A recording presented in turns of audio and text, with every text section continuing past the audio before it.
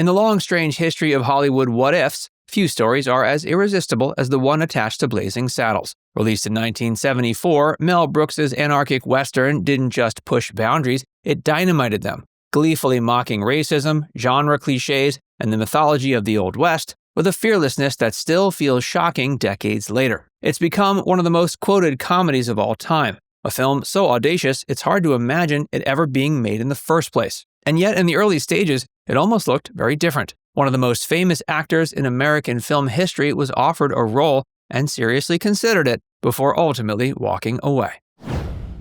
The role that almost was.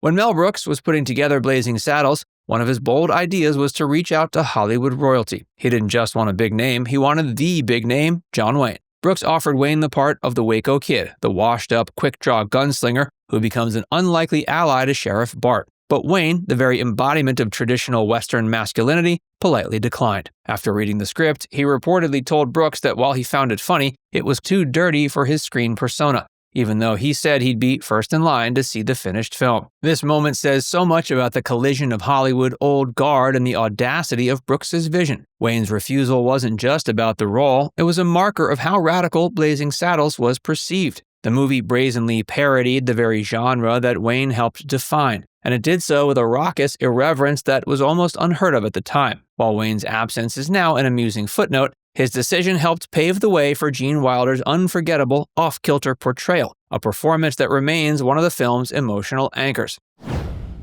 Behind the satire, how the film broke every rule in the book.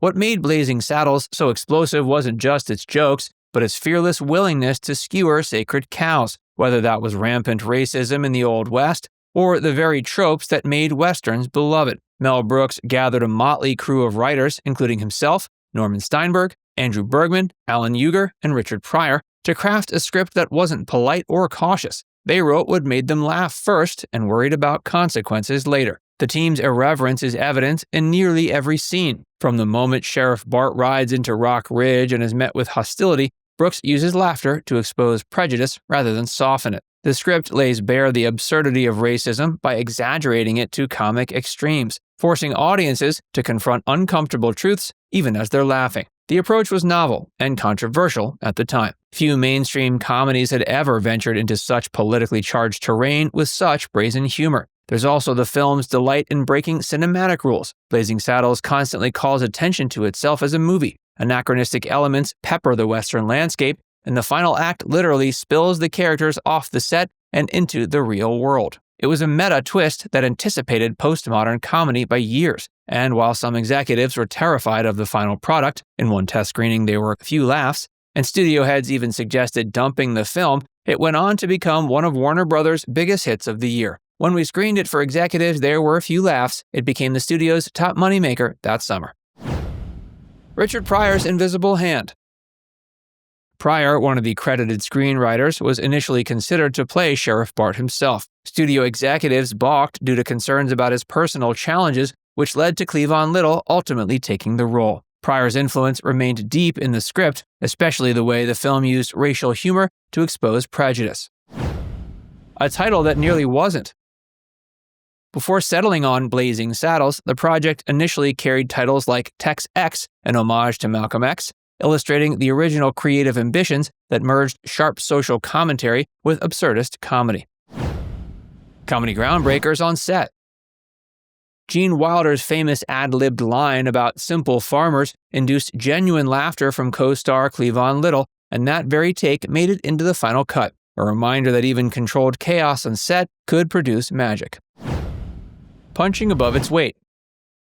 The film's success was remarkable given its modest budget and controversial content. Not only did it become a box office juggernaut, but it also earned 3 Academy Award nominations, and decades later was preserved in the National Film Registry for being culturally, historically, or aesthetically significant. Blazing Saddles is widely regarded as one of the greatest comedies of all time. From almost having John Wayne in its cast to redefining what satire could do on the big screen, Blazing Saddles remains a landmark in cinematic history. Its blend of biting social commentary and riotous humor didn't just make audiences laugh, it changed the conversation about what comedy could be.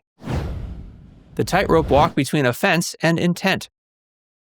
One of the most enduring conversations around Blazing Saddles centers on intent versus impact. The film deliberately uses offensive language and imagery, not as an endorsement, but as a mirror. Its humor exposes how ridiculous and corrosive racism is by exaggerating it until it collapses under its own weight. That approach was daring in the 70s and remains challenging today. Mel Brooks has consistently argued that the film's targets are never the marginalized characters, but the ignorance and cruelty of those who oppose them. Sheriff Bart is never the butt of the joke. He's the smartest person in Rockridge, constantly outmaneuvering people who believe themselves superior. The laughter is meant to land on the absurdity of hatred, not on the people affected by it. Still, context matters. Audiences change, and so do the cultural frameworks through which art is viewed. Some jokes that once felt transgressive in a productive way now feel blunt or uncomfortable to modern viewers. That tension doesn't diminish the film's significance. If anything, it reinforces how deliberately it was designed to provoke thought as well as laughter.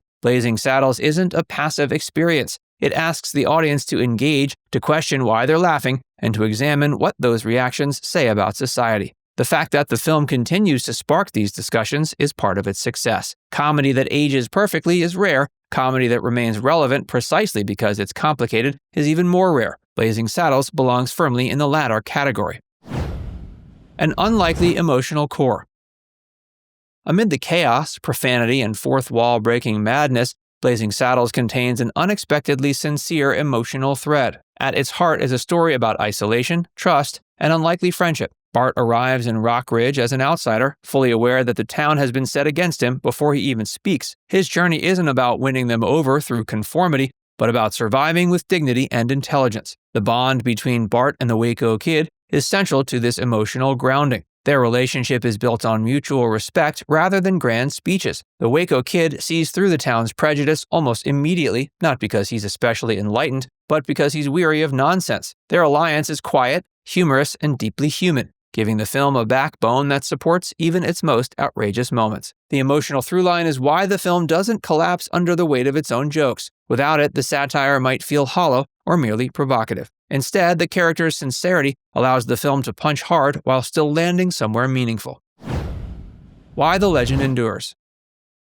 In the end, Blazing Saddles survives not because it's untouchable, but because it's fearless. It took aim at powerful myths, trusted its audience, and refused to soften its message for the sake of comfort. That boldness is what continues to draw people back, whether they're watching for the first time or revisiting a film they've known for years. The story of John Wayne, who turned it down, is more than a bit of trivia. It's a symbol of the moment the film emerged from. Blazing Saddles didn't need a traditional Western icon to legitimize it. It was intent on dismantling that iconography altogether, replacing reverence with ridicule and certainty with chaos. Now it's time to hear from you. Do you think Blazing Saddles could or should be made the same way today? Let us know your thoughts in the comments section below.